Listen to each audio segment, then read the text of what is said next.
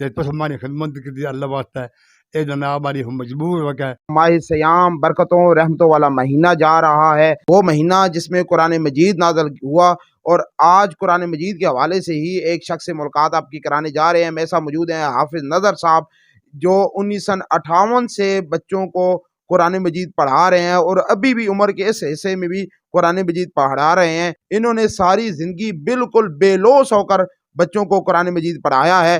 ان کے لیے بچپن کے کلاس فیلو بشیر چغتائی صاحب، جو عرصہ دراز سے USA میں مقیم ہے، ان کا تعلق بلّہ شریف سے ہے. بیسیکلی انہوں نے ان کے لیے 10,000 روپے کا ہدیہ بھیجا ہے، وہ ان کو دے رہے ہیں. اے بابا جی قبول کرو. سن سنت پڑھاؤن لگا دی اور بغیر لالچ تو پڑھانے رہے ہیں اللہ کی مہربانی نال. ہن تے تس ہماری خدمت کی اللہ واسطے اے جناب ہماری ہم مجبور ہو گئے کیونکہ میں ہن نہ ٹر سکدا نہ پھر سکدا.